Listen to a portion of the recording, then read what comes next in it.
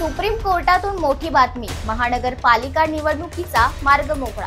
प्रभाग रचना हा पूर्णपणे राज्य सरकारचा अधिकार असल्याचा निर्वाळा सर्वोच्च न्यायालयाने दिला आहे। नमस्कार, मी तन्वी सुनील आणि आपण पाहत आहात प्रबुद्ध भारत। दिल्ली महानगरपालिका, नगरपालिका आणि जिल्हा परिषद निवडणुका नवीन वॉर्ड प्रभाग रचनेनुसार आणि ओबीसी आरक्षणासह होणार असून सर्वोच्च न्यायालयाने हिरवा कंदील दिला आहे। नवीन प्रभाग रचनेला आव्हान देणाऱ्या याचिका सर्वोच्च न्यायालयाने फेटाळून लावल्या आहेत।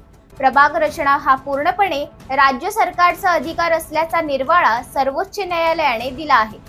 सर्वोच्च न्यायालयाने हिरवा कंदील दिल्यानंतर आता स्थानिक स्वराज्य संस्थांच्या निवडणुकीचा मार्ग मोकळा झाला आहे। लातूर जिल्ह्यातील औसा नगरपालिकेची निवडणूक ही 11 मार्च 2022च्या पूर्वीच्या वॉर्ड रचनेप्रमाणे घ्यावी अशी विनंती करणारी एक याचिका सुप्रीम कोर्टात दाखल करण्यात आली होती। ही याचिका सर्वोच्च न्यायालयाने आज फेटाळून लावली।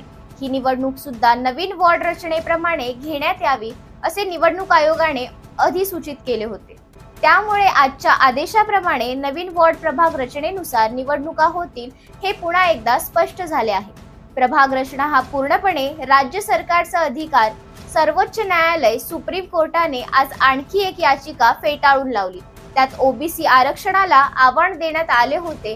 त्यावर सुप्रीम कोर्टाने सांगितले की आमच्या 6 मे 2025च्या आदेशानुसार 27% ओबीसी आरक्षणानुसारच निवडणुका घेण्यात येतील। सुप्रीम कोर्टाने आज स्पष्टपणे सांगितले की वॉर्ड किंवा प्रभाग रचना हा पूर्णपणे राज्य सरकारचा अधिकार आहे। राज्य विधिमंडळाने तसा कायदा केला आहे आणि या कायद्याला स्थगिती नसल्याने हा पूर्णपणे अधिकार राज्य सरकारचा आहे। नवी प्रभाग रचना की जुनी प्रभाग रचना याविषयी वाद सुरू होता। महाविकास आघाडीच्या काळात प्रभाग रचनेमध्ये काही बदल करण्यात आले होते।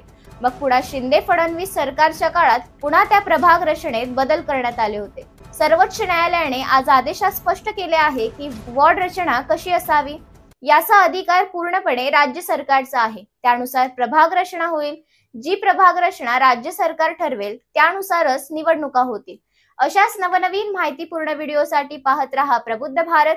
व्हिडिओ आवडल्यास लाईक, शेअर, सबस्क्राईब करायला विसरू नका। धन्यवाद।